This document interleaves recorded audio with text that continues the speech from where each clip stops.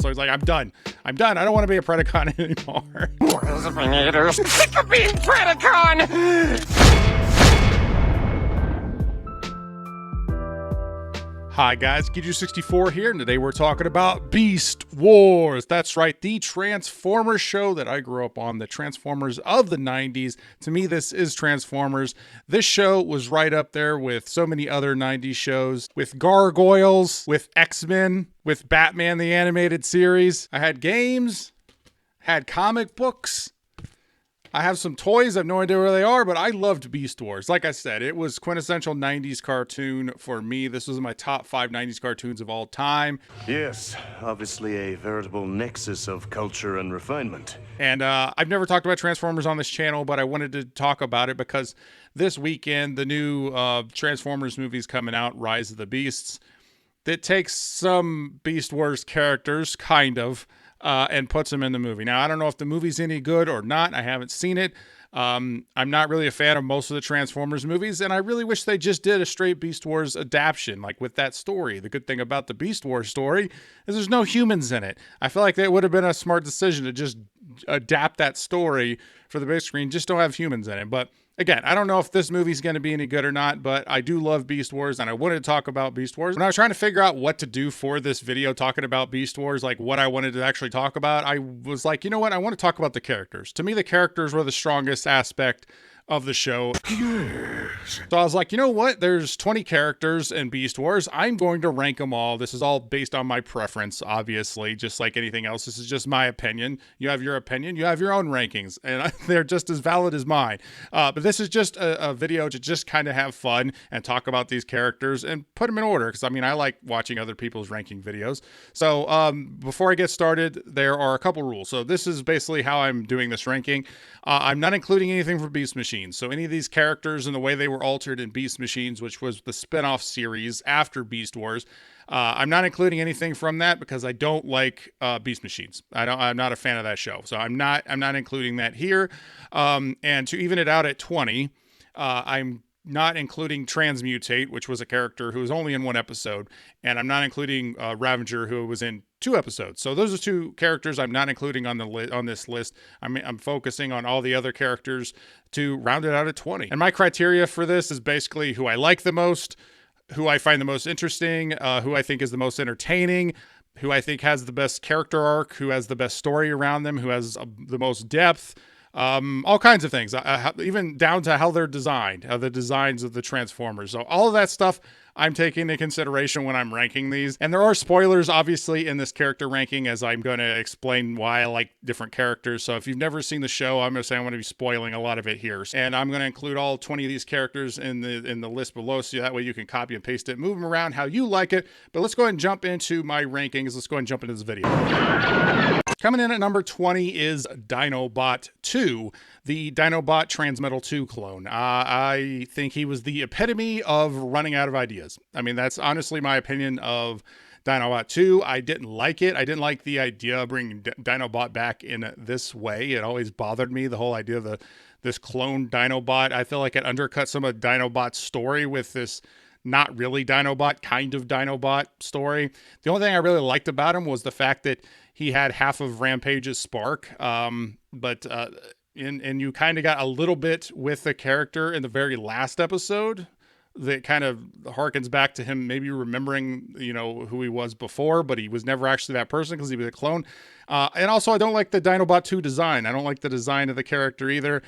Yeah, so anyway, Dinobot 2 is coming in the bottom of my list at number 20. Coming in at number 19 is Quickstrike. I was never a fan of Quickstrike. I don't particularly care for his design. I don't really like the idea of the fusers personally. Granted, there's only 2 of them in the show. There's Quickstrike and Silverbolt.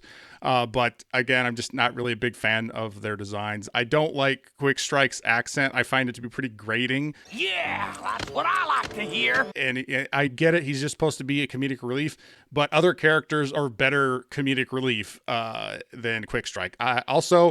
I felt like he was a forced bad replacement for Scorponok. You know, they kill off Scorponok in the beginning of season 2 to introduce Quickstrike, and I feel like the only reason why Scorponok was probably taken out was because Quickstrike is also part Scorpion, and there's no reason to have Scorponok and then a Scorpion Cobra also. So I don't know. I just don't really like Quickstrike all that much. That's why it's coming in number 19 on my list. Coming in number 18 is Tigerhawk, and it's mainly because I don't really view him as a character. He basically just feels like a weird version of Tagatron as far as his personality goes. I feel like the whole purpose of being was just to tie up a loose plot hole, a loose plot threads that from when Tigertron and Airrazor were taken by the Vok. And this also serves to wrap up, I guess, the Vok story in Beast Wars as well. I don't particularly care for his design. I like Tigertron. You're going to see him pretty high on my list later on. And I just don't really like the idea of Tigerhawk. I don't think there should have been. If you were going to have Tigatron and Airrazor come back and kind of conclude that story, you probably needed another episode or two, maybe midway through the season, have them come back and wrap up the Vok story that way. And definitely have them come back as individuals. Definitely have Tigatron and Airrazor come back as their own like new Transmetal, versions or whatever. I don't know. I just don't really like Tigerhawk. He feels very forced, and part of that is maybe just because he just didn't have time to do anything. He basically just shows up.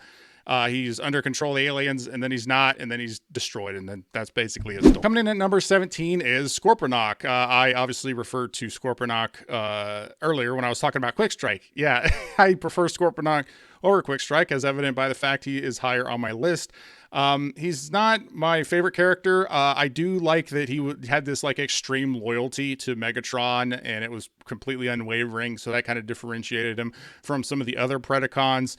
I actually would have liked it if they did a full episode where maybe Megatron was captured by the Maximals and you had Scorponok trying to lead the Predacons to save Megatron and trying to see Scorponok rally the troops and get people to fall under his command. I think could have been an interesting, funny episode. Unfortunately, as I said, Scorponok, he was just killed off at the beginning of season 2, and I like Scorponok, but at the same time, Scorponok really didn't have any standout episodes or a chance to really do anything in the show, so that's why he's ranked pretty low on my list. Coming in number 16 is Inferno. I think this is just a fun character. I like the idea of his beast mode, basically completely dictating what his personality is. I feel like that was a lot of fun. Having him call Megatron my queen and say for the royalty and stuff like that every time when he went into battle, and his scream and his head just going nuts. I just really like Inferno, to be honest. He's a successful comedic character.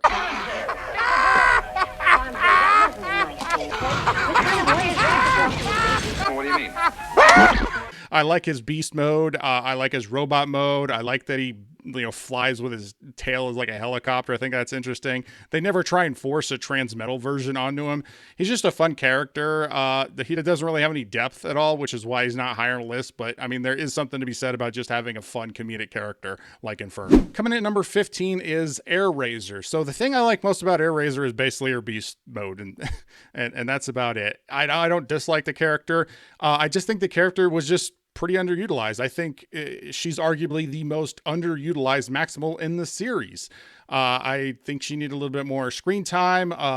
She just didn't have any standout character traits that made her stand out from anybody else. And again, she never really had a big story or big introduction or anything that made her really stand out all that much. I really think it would have been cool if the character had stuck around and they gave her a little bit more to do in the story. But because she's not really in it all that much, I mean, she didn't really rank very high on my list, even though I do like the character. She's just not as interesting as everybody else on this list. Coming in at number 14 is Terrorsaur. He's basically the Starscream of Beast Wars. And actually, since I was introduced to Transformers through Beast Wars, I didn't know who Starscream was. My introduction to Starscream was actually in the episode where Starscream's spark takes over Waspinator's body. That was my introduction to Starscream. And then I, learned who Starscream was later. And that's basically what Terrorsaur, that's what purpose he served. So he's always treacherous and just looking to grab power whenever possible, and it always made for some pretty interesting little side plots and stories. And he, along with Scorponok, was unceremoniously killed off at the beginning of season 2, which I was not really a fan of. I'm not sure where they could have taken this character, though, if he had stuck around for season 2 and 3. I think most of the stories you could have told with him and most of the potential for him was basically fulfilled in the first season. Unlike Scorponok, who had some potential left, Terrorsaur, I don't know if there was really much more you could have done with that character. So I'm less irritated that Terrorsaur was killed off and more that Scorponok was. But I do like Terrorsaur, obviously, more than Scorponok. He ranked higher on my list. Coming in number 13 is Depth Charge. And I think this one might be a little surprising to some people. I know there are a lot of people who really like Depth Charge. I've always been pretty torn on him personally. Obviously, I like him. He's pretty high on my list, or at least he's to me, 13 is you're in the good zone at this point. So I do like Depth Charge. On one hand, I like his story that he's basically this Maximal with an edge and an axe to grind against Rampage. He's got like this backstory. He definitely has the 90s edge to him. It's so bad. I do think he added a cool dynamic to the Maximals. He was someone who didn't really listen to Optimus, which, made for some interesting things with the character and the story as well. But honestly, I found his selfishness to be pretty grating at times. Like when I was a kid watching it, I didn't catch it as much. Definitely going back and watching it, as an adult, I was just like, man, he's kind of annoying how selfish he is. Also, I'm pretty torn on his beast mode. I don't know the whole Stingray thing. I kind of mixed on that. Depth Charge is kind of I have a mixed reactions to the characters. There's things I really like. There's things that I think are that I'm not as big a fan of. I do think he's a good character, but Depth Charge at number 13, I think I'm pretty confident with that placement. Coming in at number 12 is Waspinator. Waspinator, again, he's just a fun character like Inferno, a lot of comedy. I think Waspinator is one of the most fun things about the show, to be honest. I probably should rank him a little bit higher just based on his comedic value. But it's all it's all very subjective as far as what it is you value and as far as what it is your rankings are going to be and your perspectives of the characters. So, but I do think he's really funny. And sometimes I just identify Waspinator. You're like just going around, you're trying to do your best and you're just get no respect. You get no respect. You just get smashed and broken and put back together. And I love his stand in the last episode. He's like, I'm done. I don't want to be a Predacon anymore. Waspinator, sick of being evil, sick of being Predacon. And I also love that he always refers to himself in the third person. I like his voice too. Waspinator's fun. He's just a fun character. Coming in at number 11 is Silverbolt. I really like his extreme positivity, his classic superhero approach to everything. I like how he has his own little theme music when he has his little quotes and mottos, and when he shows up. He's even though he's not always able to carry out whatever his mission is, he tries his best. I do think his relationship with Blackarachnia was pretty interesting as well. I do think that added a lot to the character. However, as I said with Quickstrike, I'm just not a big fan of the fusers. I just not huge on his design. Again, I feel like this was a character that was like, oh, well, Airrazor's not around, so we need another flying Maximal, so let's do Silverbolt. At least that's how I feel watching it. That's how I felt watching it then. Whenever I was a kid, that's how I feel watching it now. But I do like Silverbolt, and I do think his fuser design is definitely better than Quickstrike's. And yeah, Silverbolt's a fun character. I like him. He's about mid-tier on my list, obviously, at this point, but he's in the good category. I do like him. Coming in at number 10 is Rampage. What a beast. This character, he probably had the best introduction of a character. I think he has the best introduction of a Predacon, for sure. He's this unstoppable terror that it takes multiple Maximals to take him down when he shows up and has to fight Blackarachnia and Silverbolt. Like, he has a really good introduction. I also like that, Megatron, the way that he controls him is by taking a spark out, because there's honestly no way Rampage would follow Megatron otherwise.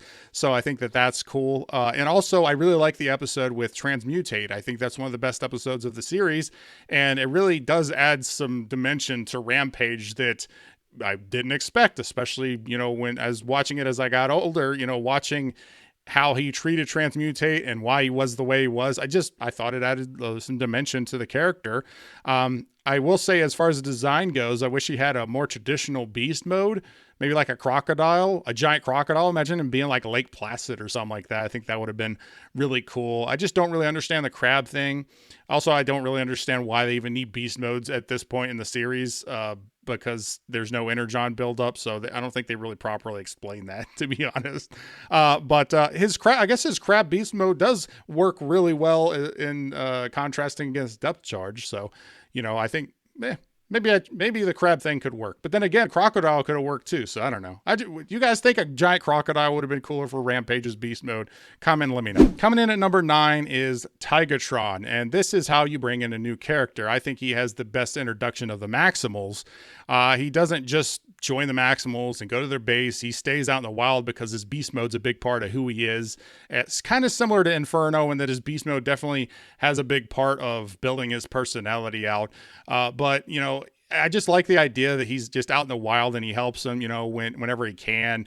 When he shows up in an episode, it's usually plays an important role in that episode. And there's even a point where he just gives up the war and says, like, I'm not going to be part of the Beast Wars anymore because of all the collateral damage to the planet. And after his tiger friend's killed, you know, during battle, he's like, all right, no more fighting. I'm done. So yeah, I really like Tagatron. Tagatron is a character that definitely should have stuck around to the end. I think the you know, how they wrote off Tigertron and Airrazor was not really a fan of. So, but I really like Tigertron. I almost was tempted to put him higher on the list, but as he is, he's definitely in my, you're getting into my top half now. So Tigertron, you're all right in my book. Coming in at number 8 is Rinox. He proved to be a great leader. He's a great scientist. He's a great warrior. He's a tank in battle. I mean, he's a rhino. He was always the voice of reason. You know, when Optimus was out of commission, he was usually one who had to step in and be the leader. He's so awesome that he's the only Maximal to not get a new body. There was no, of the original Maximals, there was no Transmetal, no Transmetal 2, no random fuser transformation, no random transformations or anything random. He basically started the series as Rinox with his regular beast mode and ended it. Now, he definitely got sidelined in season 3, which honestly, you know, dropped him a little bit on my lists here because he was originally placed a little bit higher. But I think that since they sidelined him so hard in the 3rd season, he didn't really have anything to do. He ended up, you know, moving down the list just a little bit. But I will say the episode featuring him as a Predacon is probably one of the best of the series. Like if I was going to make a top 10 list of episodes, I would definitely have to put that episode on the list. One false move and you're a new fast food sensation. Pterodactyl Hot Wings. So yeah, Rinox at number 8. I feel pretty good about that one. Coming to number 7 is Tarantulus. And he was like Dinobot in that he had no allegiance to Megatron, but he went about it like a spider. He didn't like try and tackle things head on. You know, he was always spinning webs in the background, and he had his own, you know, goals and things that he wanted to achieve. And I always loved it when Tarantulus would just like straight up go AWOL and ditch Megatron. And he always managed to get back in Megatron's good graces only because Megatron needed soldiers. That's the only reason why Tarantulus would be forgiven all the time. Tarantulus was also responsible for creating Blackarachnia. Obviously, Blackarachnia is, you know, higher on my list, so that's obviously a good thing as well. He was revealed to be, you know, part of the Predacon secret police, which I thought was really interesting in season 2. I think season 2 is pretty solid. I think season 3 is the worst out of the 3 if I had to pick. But yeah, I really like that reveal, and I think that added a lot to his character as well. And I actually prefer his Transmetal form over his original form. It's one of the few times where I actually prefer the Transmetal form over the original. I definitely think it made him look a little bit more menacing. Yeah, and also it was revealed at one point in the last episode or second to last episode when I was watching it, he reveals that he's not a descendant of the Decepticons or the Autobots. So I thought that was kind of interesting. So yeah, Tarantulus at number 7. Solid. Coming in number 6 is Cheetor. He's the kid of the group. He's full of energy, optimism, and with that comes ignorance. He would get into so much trouble throughout the series, but he'd always like try his best to accomplish whatever mission he was in. And anytime he was told he couldn't do anything, he'd go and do it. He was like Marty McFly. Nobody calls me chicken. I'm going to go out and do it.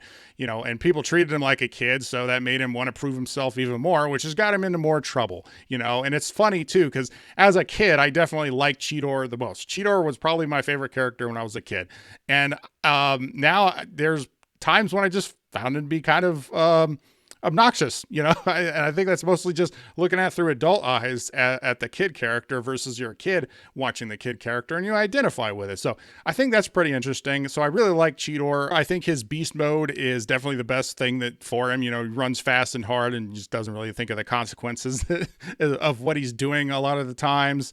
I like both his regular form. I like his Transmetal form, but I don't like his Transmetal 2 form. I just don't like this form. I think it looks really dumb. I think the whole design is the complete opposite of Cheetor as a character. Like when I look at this does not seem to match the character of Cheetor, and I just don't like the design at all. The only thing I like about this design is that his beast mode cheetah has a rocket on his back. That's kind of cool. But his like robot form, I think it sucks, to be honest. I never really been a fan of the Transmetals 2 and season 3. And so, I mean, I guess that it kind of looks like a gremlin. He kind of looks like a gremlin to me. I don't know.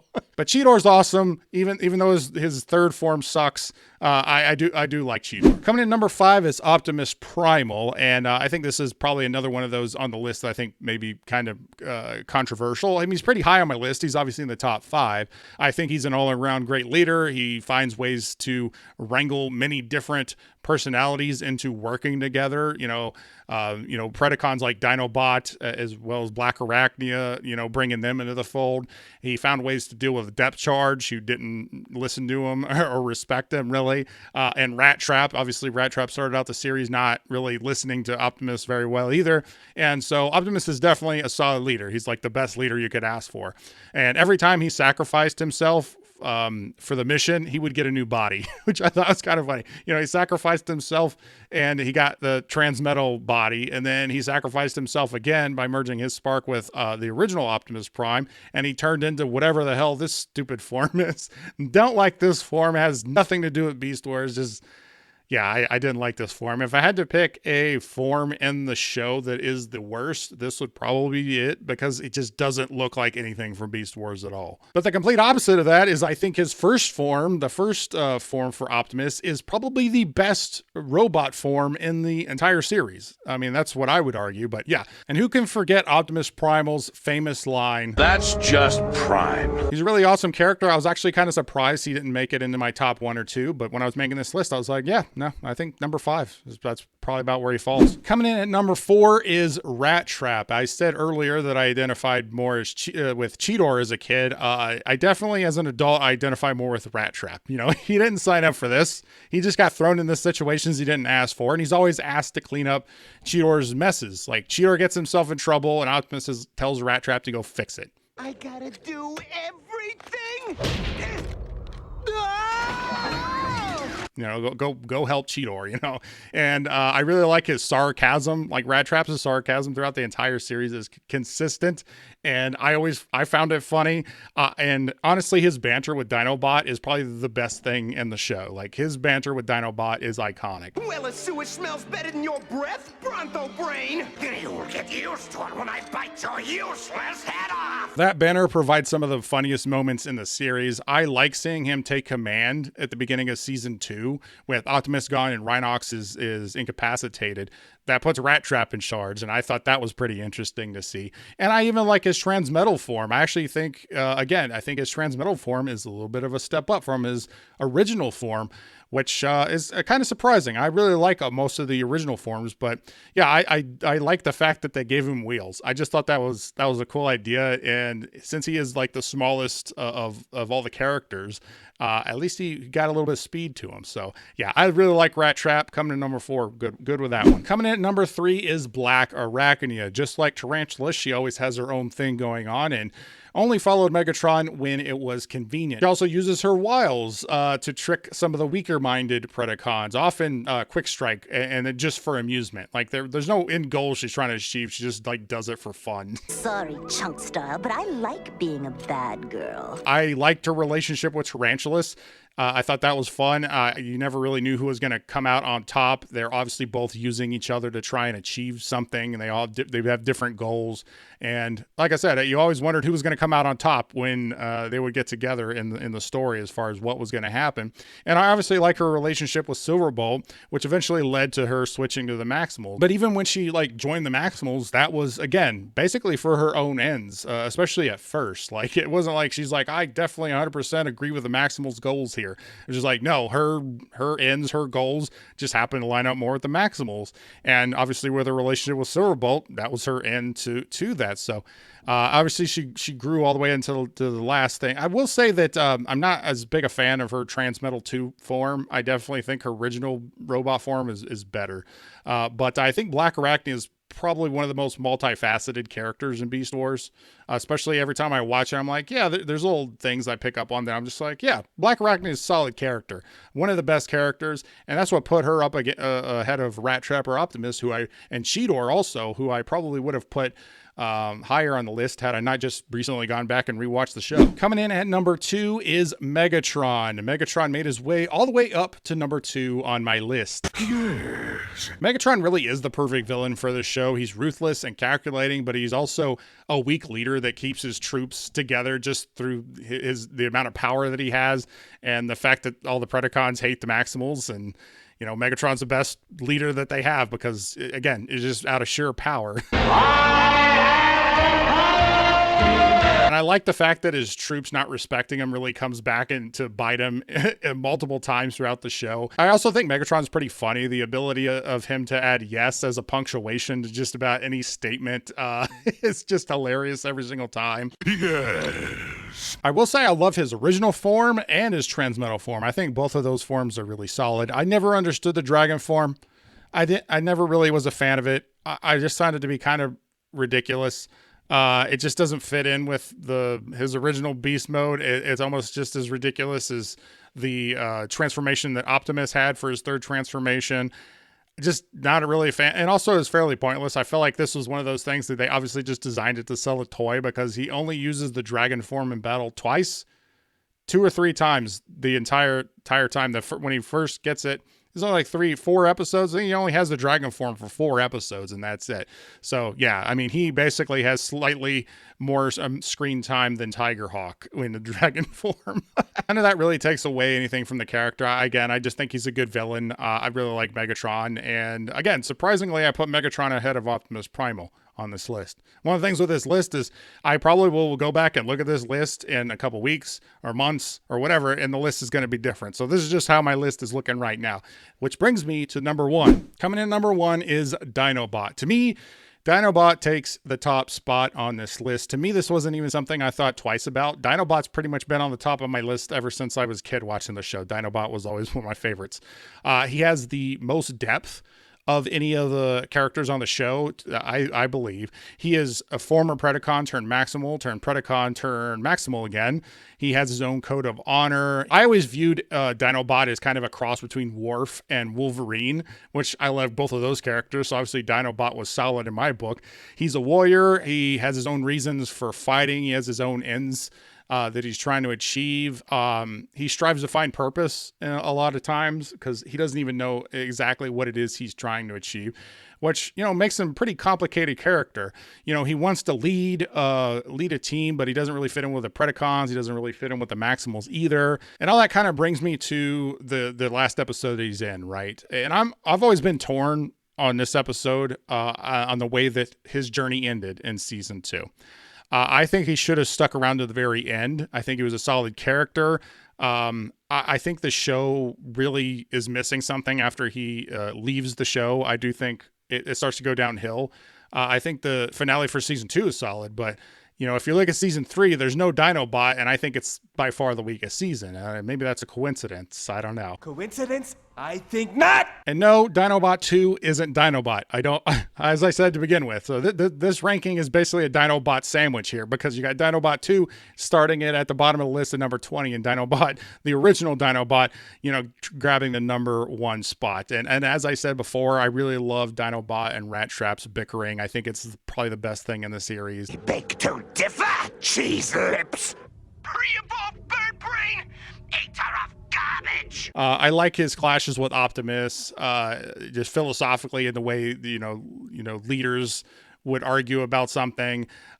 Basically, Dinobot was just about the best thing in every scene that he was in. Every time Dinobot was in a scene, he was just about the best thing in that scene. And that's why he's number 1 in my book. So that is my ranking. That is my list. As I said, I'm interested to see what your ranking is. I always like to see different people's perspectives on characters in particular, because there's all kinds of different rankings out there that everything is completely subjective. So I always like to see what other people think. So as I said, I'm going to link I'll have all these characters listed so you can copy and paste them and move them around and comment and let me know what your ranking is. Let me know what your favorite Beast Wars memory is. Or you like me where Beast Wars was your Transformers show? Like that's what you associated. That was your first introduction to Transformers.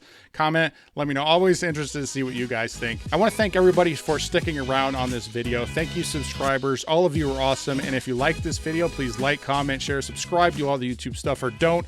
I'm not a beggar. I'm Geechu64, and I'll always tell you the truth.